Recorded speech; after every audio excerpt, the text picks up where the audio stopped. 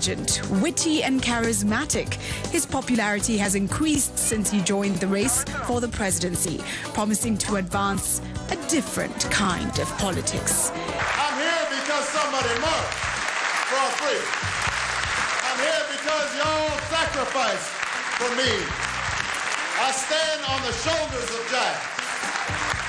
The polls show that he has strong support, and Hillary Clinton, John Edwards, John Kerry, and Al Gore should keep an eye on him as a dark horse that could well win the race. A November poll placed Obama at 17% popularity, second to Hillary Clinton at 28%. However, following his announcement in January, the figures changed dramatically, with Obama leading the ratings at 23%. Hillary Clinton and John Edwards trailed at 19% each.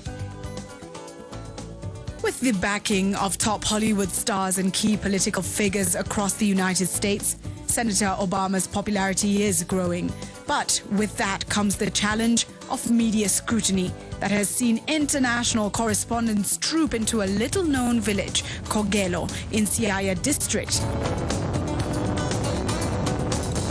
where a simple African family is coming to terms with the fact that one of its sons could well become one of the most powerful men in the world.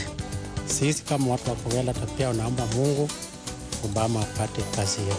All in all, tulisikia kwa yani Miss Obama hivi karibuni anaweza kupata madaraka kwa yani president. Hiyo tuko na appreciation kubwa sana.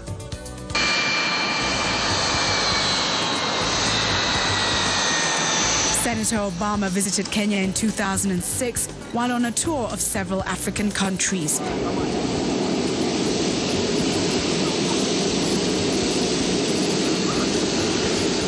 But Kenya was a special stop for him.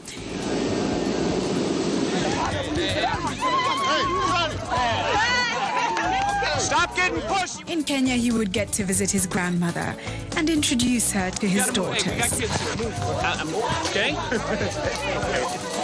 Before Obama's arrival in Kenya, there was already an increasing awareness that a man with Kenyan roots was making a big impact on the political scene in the U.S.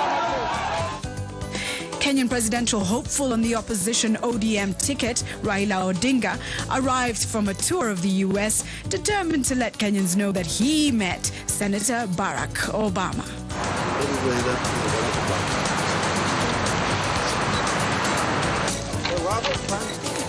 No surprise then that on his official visit to Kenya, excitement gripped Nairobi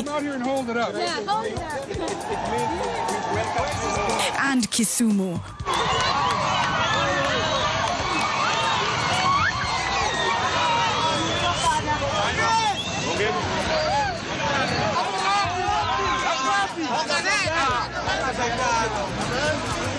Thronging crowds gathered to meet him, a nightmare for his security team.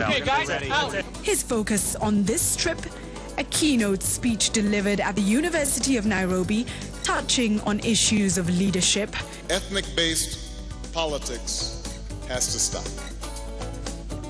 It's rooted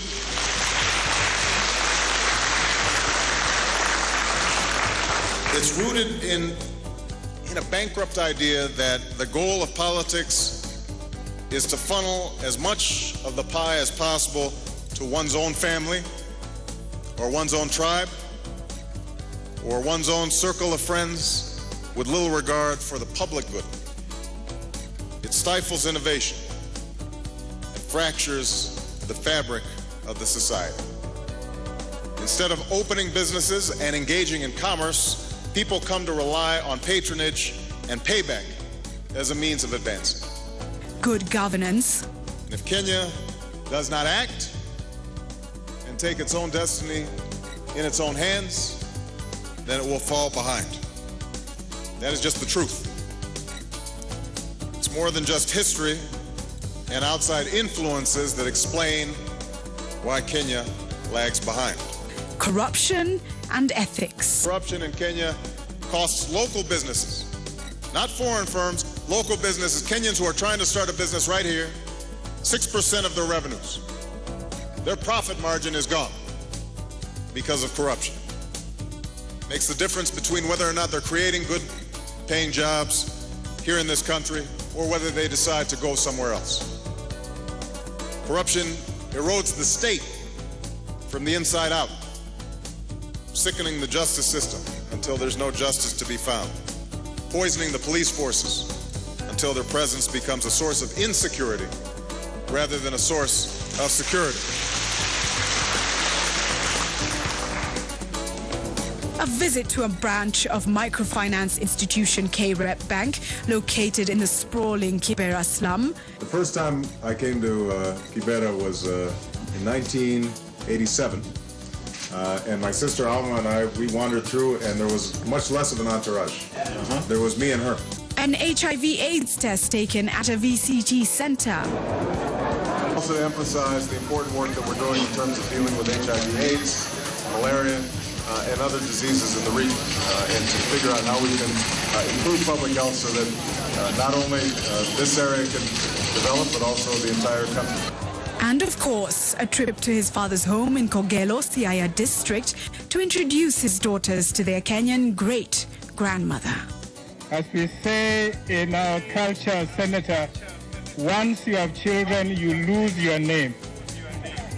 And your name is Won Malia. The level of interest and support that Senator Obama drew in Kenya was staggering, particularly among the youth.